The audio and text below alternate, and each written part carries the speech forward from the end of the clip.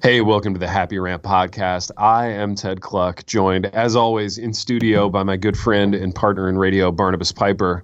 And Pipe, we found out just a scant few minutes before going on the air that we would be without Ron Martin today. So Because Ron, he is, of all things, wait for it, traveling. traveling. Of course, he's traveling. Our boy, man, you cannot pin Ron Martin down. He is a traveler. And I don't know if he's in Florida planting Substance South. I mean, what kind of a jet setter is it that confirms yesterday he can do this, and then today, like, there's just an urgency to his, like, the need for Ron Martin in another part of the country, or yay the world, who knows? Yeah. And he's Dude, just that's off. it.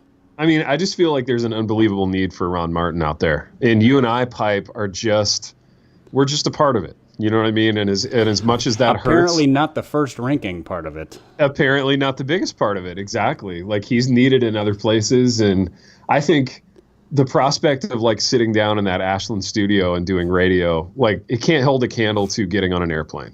You know, you're rolling that little rolling bag down the concourse and waiting for your gate.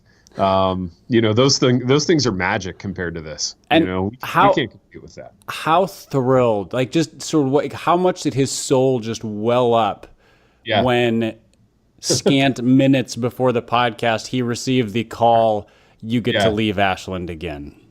Dude, what do you think it feels like for Ronnie when, like, some organization reaches out and says, will you come speak at our regional whatever conference? Like, that's got to spike the heart rate. Like, there's a flushing of the skin. I mean, this is best case scenario for Ron Martin. Well, I'm trying to think what that would be analogous to for, like, you and me. Yeah, I mean, for you, it's probably like getting called by the local, like, Arena League football team. Dude, totally. I was just Like, going to say that. We Like, we need a long snapper. Will you come? we need a long snapper. Can you meet us this weekend? And I'm like, sweet. Yeah, that definitely spikes the heart rate, all that stuff. Absolutely. Yeah, for me, it would probably be, let's see. I mean, I filled in as a co-host on other podcasts before, you know, where people are like, Yeah. hey, can you jump in there? So there's an element of that, although that Yep. doesn't pay as well as, say, speaking at a regional pastors event, meaning Oh, I don't know, man. it doesn't pay at all. Meaning it doesn't pay at all. Yeah, exactly. So I mean, if he gets an honorarium of, like, a box of raisins and $11, that is a box of Right. raisins and $11 more than I get for podcasting. Exactly. Yeah, or if I get called and somebody's like, "Hey, our second baseman is out on our softball team. Will you come play?" That's Dude, there you go. I'm in. Yes, I will. That's a good evening. I will pinch second base for you.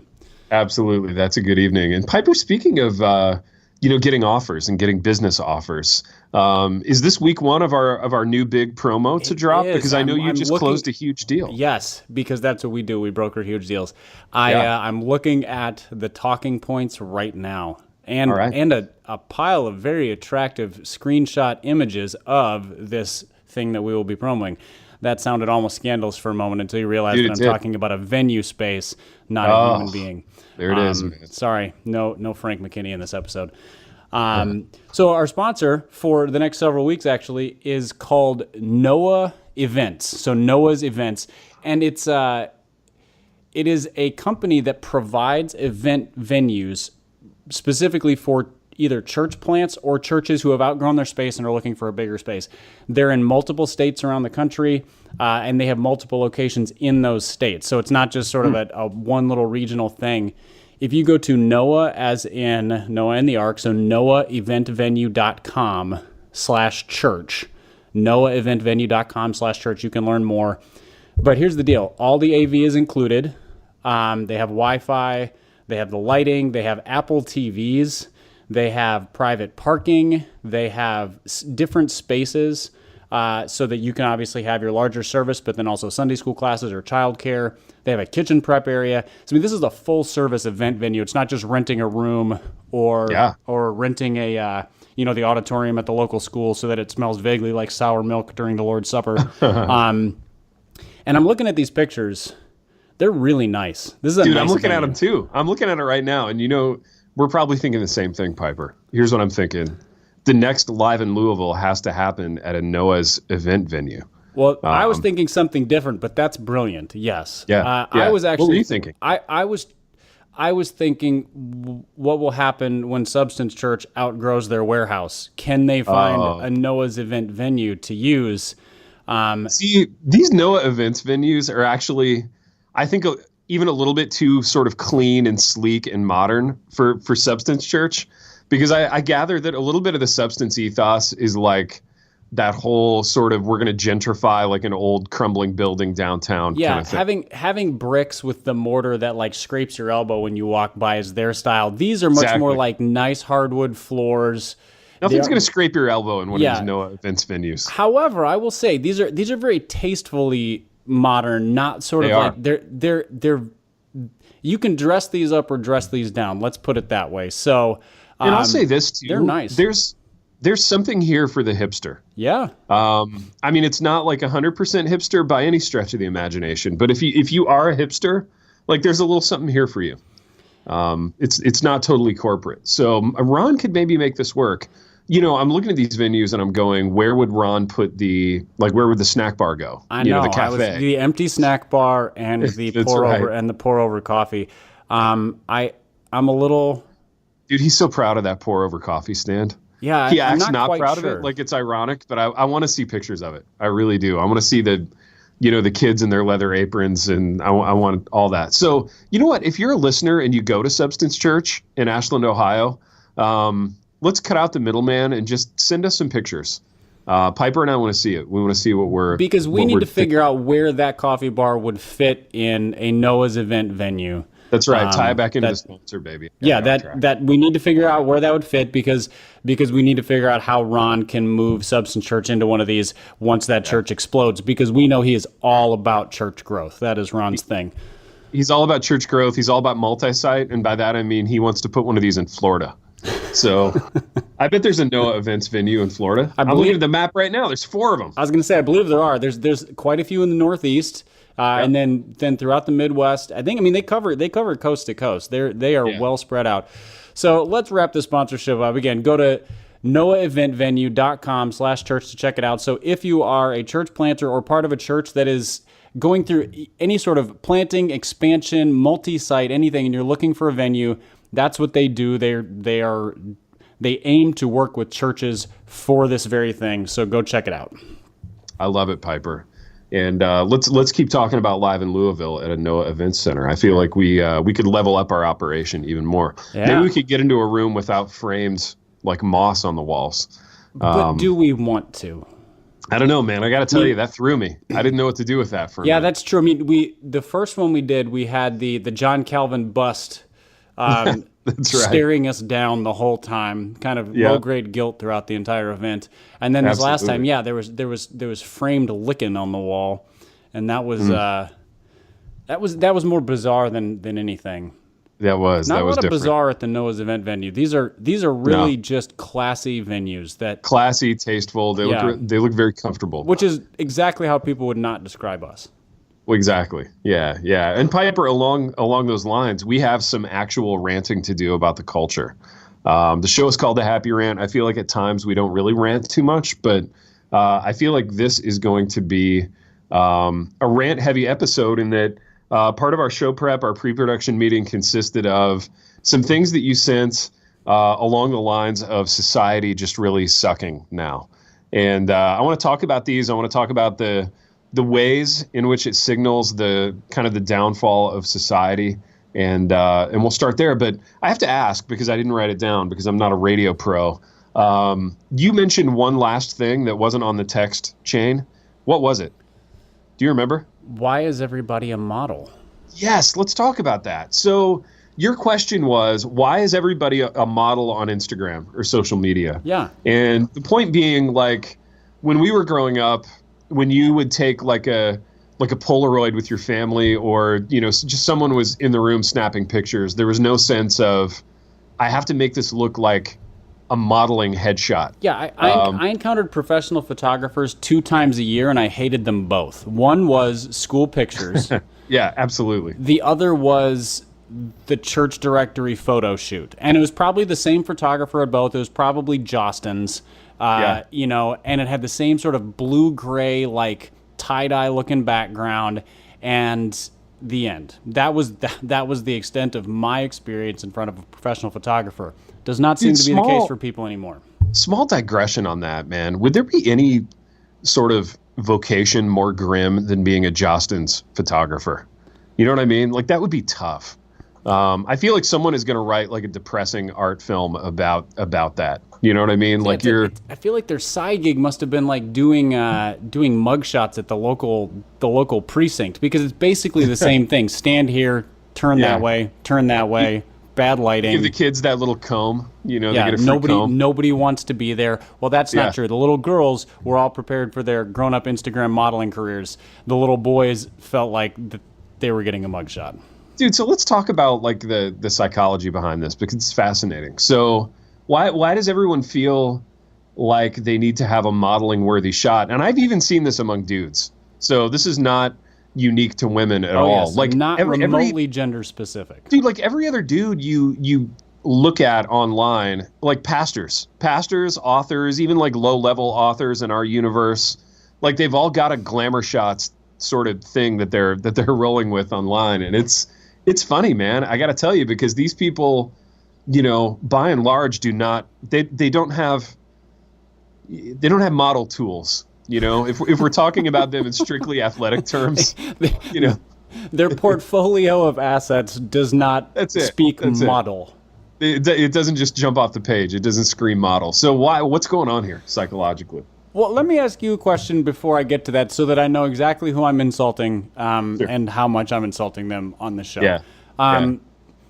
How often when was the last time you got professional headshots taken of any variety? I mean, and it could be like, I don't mean like a full photo spread, but just like something. So because as an author, you have to turn these into publishers because they go on the back of the books or they end up in a press release or whatever. When was the last time you did one of those? Probably 3 years ago. Okay. And is that about how often you do them? Every like 3 to 5 years?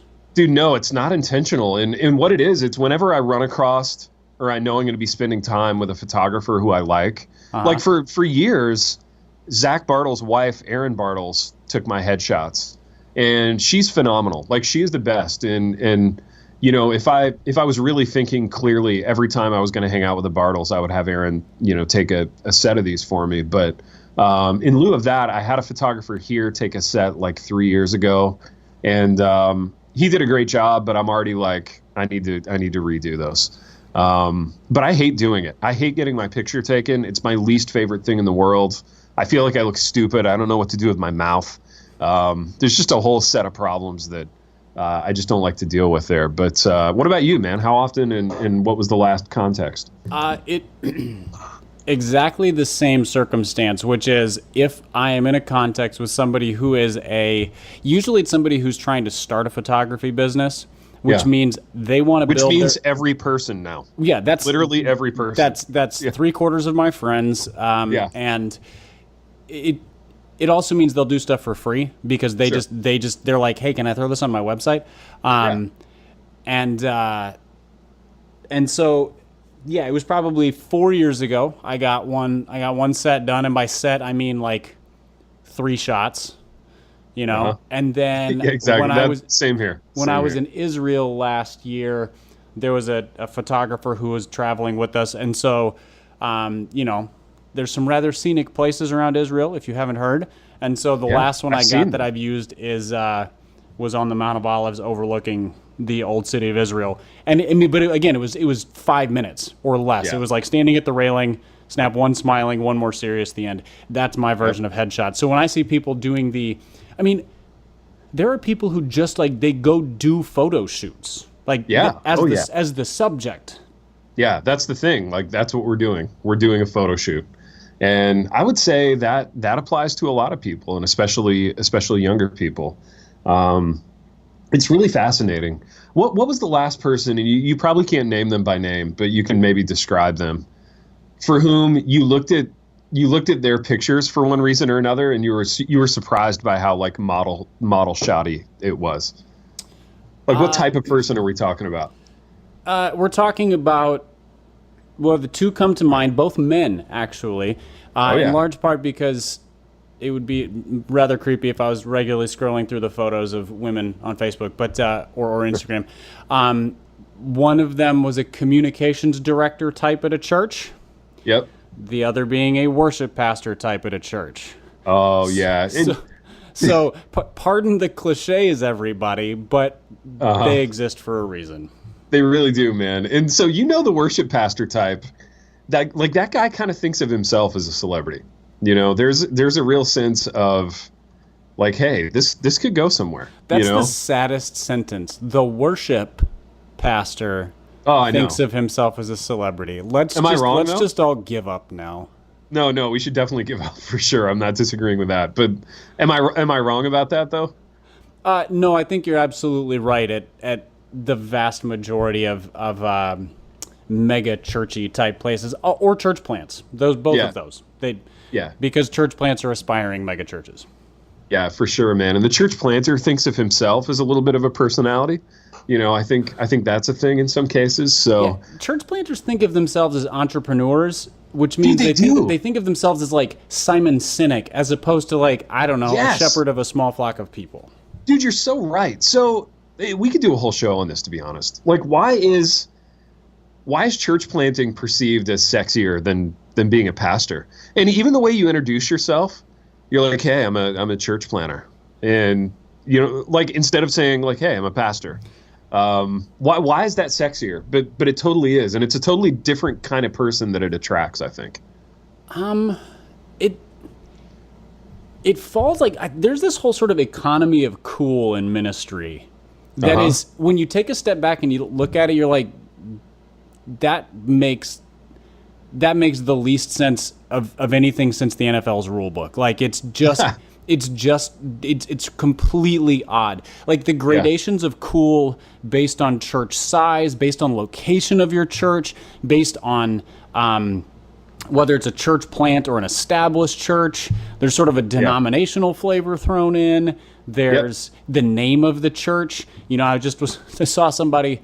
I saw there's a church in Colorado called Brave Church. Oh my. Yeah, of course there is. Good for them. I would like to go to Cowardly Church myself. Exactly. I just these are the things, like, there's now a branding element. Like, churches have branding people, which if you say that out loud 10 times, it should start to sink into your brain that that's just asinine. Actually, it felt weird just the one time that you said it out loud. Right. I was speaking to the listener who may not have sort of... they may be the church branding guys. So you need to think about your job and whether or not it should exist at all. And if I'm offending you... Dude, I've known one welcome to the show. I've met in person and known, like, one church branding guy in real life. And he's like apex mountain of my least favorite people in the entire world. He's on top, No offense though to a church planting. Do you want a cynic's view of church branding? I would love it. Lay it on me. Churches are trying to be businesses. But they're bad at it because they're not really businesses. They're not supposed to be. That's not what a church is. Which means that the people who come in and do branding and marketing are essentially just selling to suckers, because churches are sucker businesses. So I was talking to a guy who, I'm in a small group now, and he said when he first moved to Nashville, his job was selling sound systems to churches. So essentially getting them to upgrade. Right. And he couldn't do it for very long because he said he just felt like he was being soulless. But he's like, you go into these churches and you're asking them to spend another 6 figures on sound systems, and they do it because churches are suckers, because they're bad at business, but they're trying to be a business. This is what happens when you move off of ministry and start trying to do things corporately, which means that the branding thing, you don't even have to be good at branding. You just have to sound like you're good at branding, and all the church is like, oh, hire that guy. Dude, you could go in and, like, fire up a PowerPoint presentation and just do some, like, marketing word salad, and they're like, yeah, I'm ready. Let's do this. Okay, here's another thing on branding. If a branding guy uses PowerPoint, don't hire him. Interesting. What should the branding guy use? This is how little I know about branding. Like, what is he using? Not PowerPoint. Yeah. PowerPoint, I feel like PowerPoint is like the lowest common denominator of presentations. It's the you can use that in a couple contexts. Finance, and if you're a professor. Okay. Yeah. Because both of those are just information. Yeah. But if yeah, you're trying for to do anything aesthetic, I mean, like, pull out a flannel graph for goodness sake. Yeah, Because at least it's retro cool. Dude, if I was in church branding, I would use a flannel graph. I like that. I think that's a good move, man. I think the flannel graph needs to make a comeback in kids' Sunday school and church branding and preaching illustrations and all sorts of things. Dude, here's what I would love, and call me an egomaniac. You know what? Doggone it. But I'm owning it. I would love for there to be like little flannel graph guys of like me, you, and Ron. And maybe like a little table with microphones on it. Wow. And people could do their own like flannel graph like scenarios about the Happy Rant. My mind is blown right now. Wouldn't that be great, man? That would be incredible. How do you get those produced? I'm sure there's like a hipster company in Nashville that are like custom make flannel graphs for you. It's got to be cheaper than bobbleheads, and you can make those of anybody. Exactly. Somebody look into this. Some listener look into the flannel graph thing. I would love to have this flannel graph characters of the Happy Rant. Nothing would make me happier, Pipe. And you know what? Even as I say that, I see the hypocrisy in us ranting about people becoming models on Instagram, but then me turning around and asking for like a little paper guy of myself with that little yellow strip of adhesive or whatever it is on the back, and then but you're not. Are you intending to wear like a straw boater and lean against an old exposed brick building with your skinny jeans rolled just above your untied boots? Like, are you planning to do that in the flannel graph? Dude, no, I'm not. Okay, then you're very differentiated from the Instagram model. I feel like people lean way more in their pictures than they actually lean in real life. Do you know like in real life? Because if you take a photo of somebody standing up, they just look awkward. It's just like, how do I do with my hands? Yeah.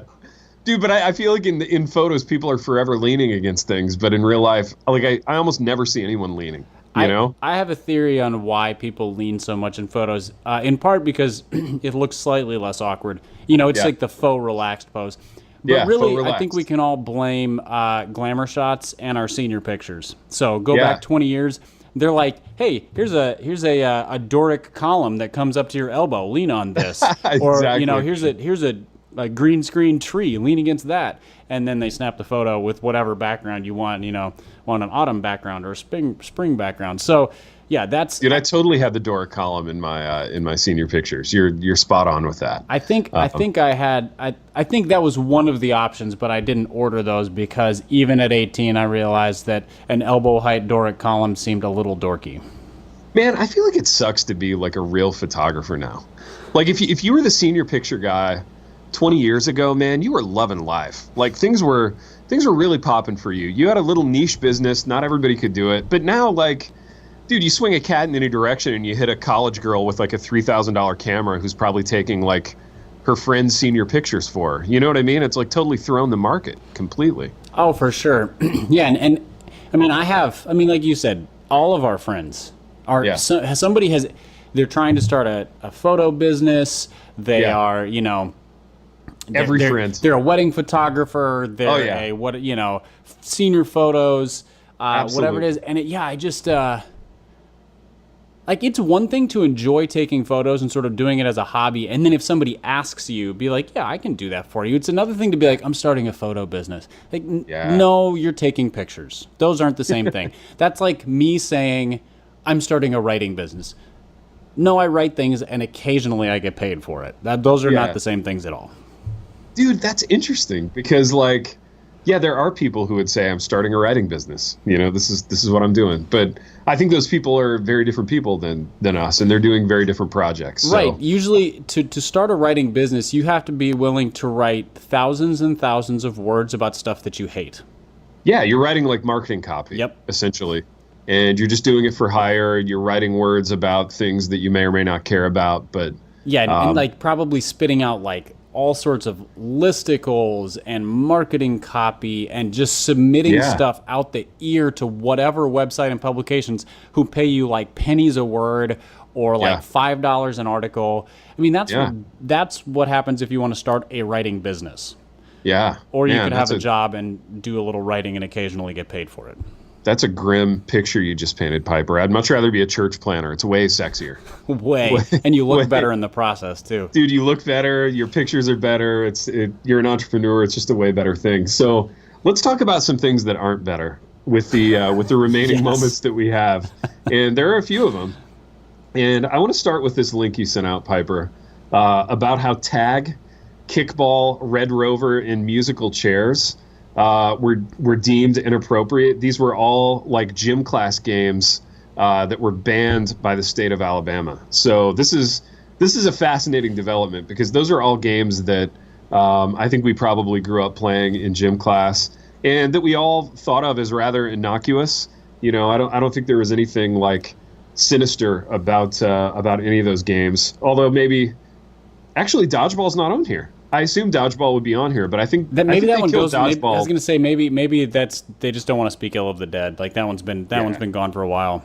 Dodgeball's been dead for like a decade plus, but yeah, this is a real thing. So the state of Alabama has killed Red Rover and tag. See, and I thought Red kickball. Rover died a while ago too, along with dodgeball. Because I mean, there are physical collisions that happen in that game, and we all know that physical collisions are the worst thing. They're the epitome of hatred of children if you allow them to happen. So, dude, you know how I know allow that also is that I read about that twice a year on the Gospel Coalition. How contact sports are the worst and football is the worst. And I just saw a list of all the football books you should read. It's actually a decent list, though. That's the crazy thing. So, it is. I had the same reaction to you when I saw that headline on there. I was like, "Are you kidding me? They're doing it again." But then I went through and it was basically so. There's a couple paragraph introduction by I think Thomas Kidd JT. wrote it, and he's a I think it was JT actually. Was it okay? I couldn't yeah. tell. I saw both names on there, but and then it was just a list of books about football, and some of them are ones that we've recommended on the sports podcast. Dude, yeah. including one that I recommended in our most recent episode, and some of them are really phenomenal books. Yeah, like those three, Friday Night Lights, the one that you mentioned, and then the Marinus biography of Lombardi were all phenomenal. And then there was an awful lot of like university press, PhD bloviating in there too, though. Yeah, I mean there was like politics and football and like that's I don't care. But that's a book that 4 people are going to read because it's not fun and it sucks. I hadn't run across the David Moranis or however you say his name biography of Lombardi, and it immediately went on my reading list. So it's gonna. Oh, for sure, man. It'll be up sometime in the next few months. Yeah, I read that one a few years ago. It's really good. Well, he can write. I read another biography of him. He did one of Roberto Clemente. That's pretty spectacular. Oh, yeah, he didn't he? Interesting. Well, not to turn this into Happy Rant Sports. Yeah, but, sorry, listeners. But there is a sports element in that we're talking about gym class. And Piper, I find it ironic that the state of Alabama is basically dynastic and dominant at the most violent college sport there is, which is college football. But they're now not allowing the kids in their public schools to play like kickball and tag. Here's what was interesting about that, because I would have expected when I saw that I had two reactions. First was Alabama, really, of all the states. Yeah. I mean, like California, definitely. New York, sure. Absolutely. New Hampshire, sure. Maybe even Illinois, because Chicago has it's a bit of a liberal twist to it. But Alabama for real. Then the second one was the rationale was. It wasn't because of safety. It was because kids might get embarrassed. Dude, I don't know about you, but for me at that age, school was just an exercise in getting embarrassed. Like, I got embarrassed so often at school, it became not embarrassing anymore. You know what I mean? And I think that was the perverse magic of going to school in that era. Like, you become somewhat immune to being embarrassed, and that's part of your development. Yeah, but, you have to get embarrassed so that you realize, there's actually very little harm done in your average embarrassment. That's right. It's not the end of the trip on a world. shoelace, you spill your lunch tray, like you're very you drop ashamed. your books in the hallway. Yeah, you fart in class, whatever it is, like whatever the thing that happens that's embarrassing, what you realize is, I'm still alive. That's not unusual. That's okay. That's called being a person in school, But now we treat it like it's like a cancer diagnosis. And you got embarrassed. Right. How are you doing? How's your family? It's part of the same reason that sports are valuable. Sorry, again, not to make this into sports, because losing is a really valuable thing. Absolutely. If all you ever do is win, then you are both the maker of a very popular song, as well as that just doesn't happen. Or you're psychotic. Like the only people who perpetually win are like Tom Brady and Michael Jordan, and they're insane. Yeah. Everybody else takes the L sometimes, and that's essentially what embarrassment is. You took the L. Like, that's, Yeah. so be it. Learn from it, move on. I want my kids to get embarrassed in the normal everyday life sense because Sure. I want them to be able to laugh at themselves. And I want Absolutely. them not to laugh too hard at others because empathy is a good thing too. And so It really the is. rationale was just like, I'm like, we are making weenies out of Yeah, children. we are. We're such like a weenie factory these days in the school business. It's amazing. Oh, speaking of making weenies out of kids, another book recommendation that just came to mind. I Yeah. just stumbled across this. Michael Lewis, so the same guy who wrote The Yeah. Blind Side and Moneyball, and a bunch of books about Wall Street, Yep. The Big Short, and some others. The Big Short. One of the best storytellers out there in terms of nonfiction storytelling. He wrote a book called Coach. Uh-huh. And it's probably like it's more like a booklet. It's really short. And it's about his high school baseball coach and him going back to tell a story. So he sort of intersperses stories from his upbringing, so sort of this legendary tough nut coach, and then going back today where parents are trying to run the coach off because he's hurting players' feelings. And so watching the coach try to navigate that. And he had some brilliant things to say in there about how parents trying to protect their kids from adversity directly shapes how they make bad decisions in the future. And Absolutely. but I mean, but also just it's a heartwarming, brilliant story. Some great leadership lessons if you care about that side of things. So it's called Coach by Michael Lewis. But it reminds me of this because the coach was not an abusive coach. You know, he wasn't like he never laid a hand on players or anything. But you know, he would smash stuff and scream and make players run extra and Yeah. like, what good coaches do. Yeah. And yeah, and parents were exactly. like they were offended. Yep. And it's ridiculous. That's right. That's right. No, it is. It's totally ridiculous, Piper. And we sound like such old men right now. I am. Yes, absolutely. I'm going to Such- own that. Such unbelievably old men. And I want to lay another old man thing on you. And that is this link that you sent out about Nashville's most anticipated restaurant openings in the fall of 2018. So It's Nashville, heartbreaking, isn't it? yeah, Nashville has become something of a posh, like hipster's paradise. It's sort of like this is Disneyland for hipsters, you know. So if really the desire of your heart is to drink like a $20 beer out of a mason jar, and eat like a really fancy burger off a plank of wood, like that's the city for you. I can think of no better city in which to do those things. And so this is the environment that we're in. And I understand, Piper. I didn't read the whole article, but one of these supposedly hotly anticipated places is specializing in a quinoa burger. Am I right about that? Yes, you are. So the I wish I was wrong about it, by the way. Yeah, I'm sorry that you're right. So the heading was something like, you know, most anticipated openings featuring hush puppy crusted catfish. You know what that sounds like? Heaven. That sounds delicious. Absolutely. And then, you know, like oysters on the half shell. Okay, take them or leave them. That's a matter of taste. And even a quinoa burger. As if that's the pinnacle food That's of all the of these things thing. opening.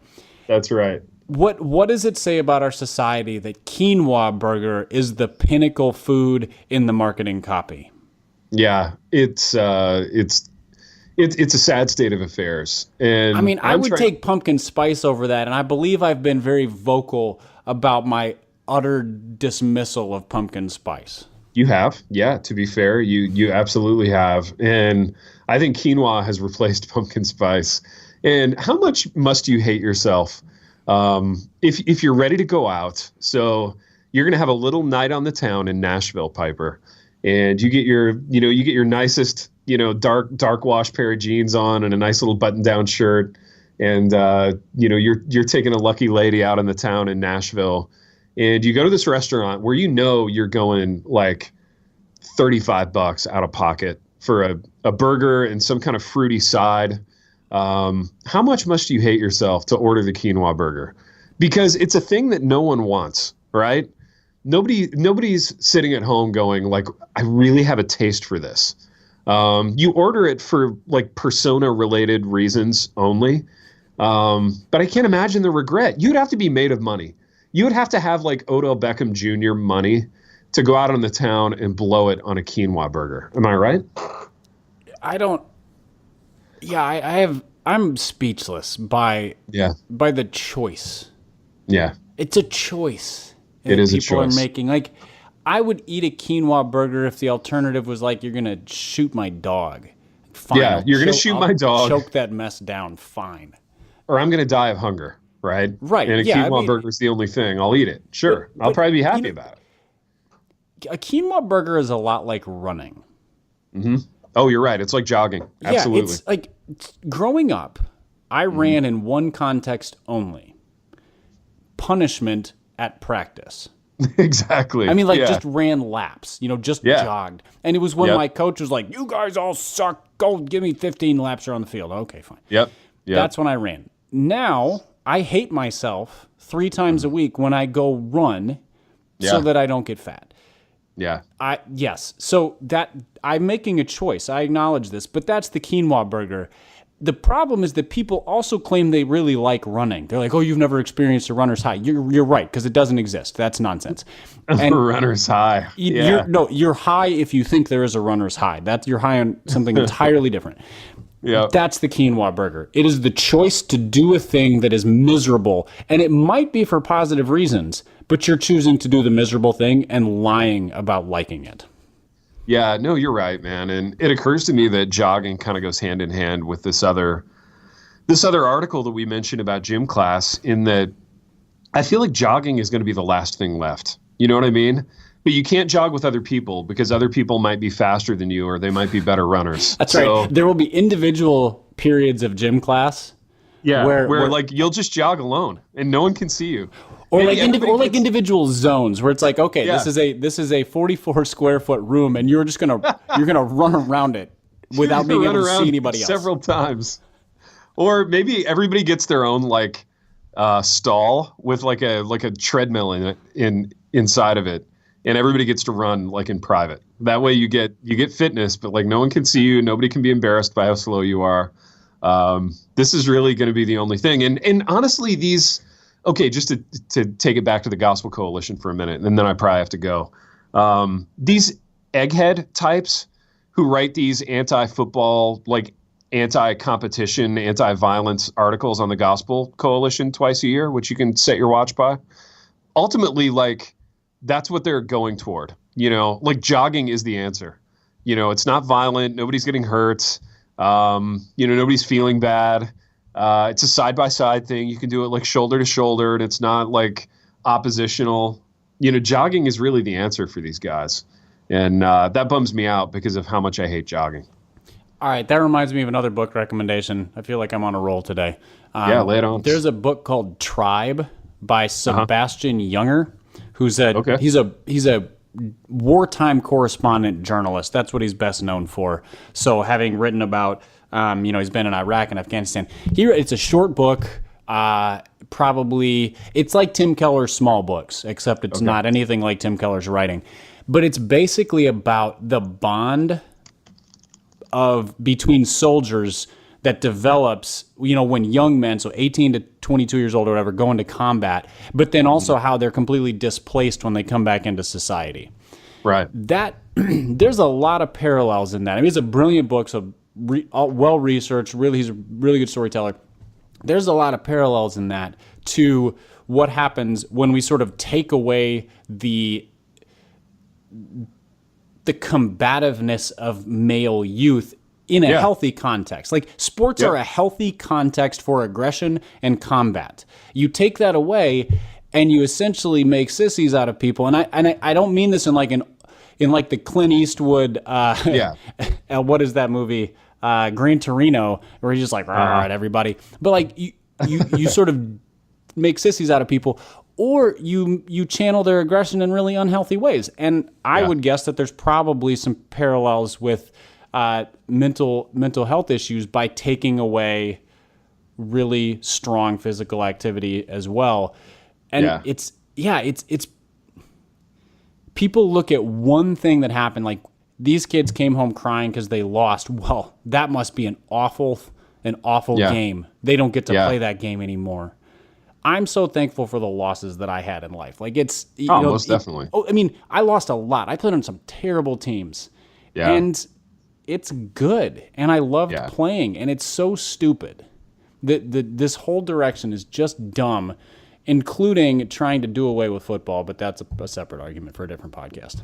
Well, dude, and look at all the losing that you do in like the book business. You know, I mean, being involved in publishing is way more losing than winning.